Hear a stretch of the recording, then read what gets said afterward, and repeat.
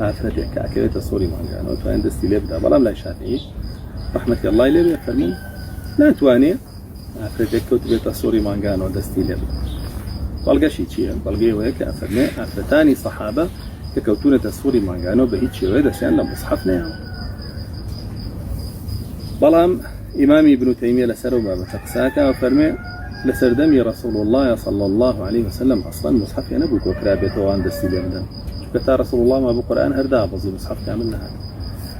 سەردەمی ئەبوبەکر سدیق نووسرا و دوا ئەوەژە فەرمێ لە سەردەمی ئەبوبەکر سدیق لای هەموو سەحابە نەبوو تا سەردەمی ئیمامی عوثمان ئەو سا چەندانەیە بڵاو کرایەوە و نسخەی لێگیرایەوە لەوەی ئەبوبەکر سدیق بڵاو کرایەوە بە وڵاتەکانی مسلمانانە بۆیە مصحف هەر نەبووە فەرمێ بە زۆری بەو شێوەیە کە هەموو گەڕەکێک تیای بێ هەموو ماڵێک تیای بێ هەتا وەکو نەسخ دەستی پێ کرد و قورئان زۆری لێ نەسخ کرا لە سەردەمی تابعی تابعیەکانە. ئەو کاتەی تر وردە و دەدەسترا لە مصحف و ئەو مەسئلەیە هاتە پێشەوە کە هاتیشە پێشەوە زانایان بوون بە دوو بەشەوە تیایە هەندێکیان وتیان بە هیچ شێوەیە دروست نییە دەست لە مصحف بدا مادام دەستنێژی نەبێ و مادام لە شیشی پاک نەبێ. بەڵام هەندێکیان ئیستیسنایان کردوتیان ئافرەتی با بڵێن حائض یاخود نفەسا کە مناڵ بووە ئەویش ئەو توانێت دەستی لێ بدا بۆ تعلیم بۆ فێربوون و بۆ دیراسە و خوێندنەوەی قورئان چونکە ناگونجێ الله جل جلاله ئەم کتابەی دابەزاندووە بۆ ئافرەتان تعبدی پێ بکەن عیبادەتی ئەڵڵای پێ بکەن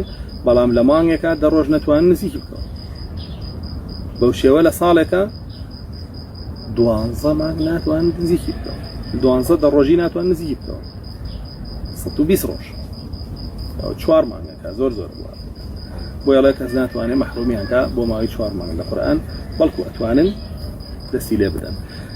بەڵگا هێنێت و ئیمامی ابن تەیمیە بەچی بەوەیە فەرمێ لەشگرانی بەدەست خۆت توانی خۆ بشۆیت و لەسەر خۆت لای بێت بەزە فەرمێ سۆری مانگانە بەدەست خۆی نییە خۆشی بشوارە سەری داناچێت بۆیە ئەوە جیایە لە لەشگرانی تۆ ناتوانانی قیاسێکی لەسەر لەشگرانی بڵێ ناتوانێت دەستی لێ بدا. ئەوە بەڵگەیە فەرمێ توانێت دەستی لێ بدا.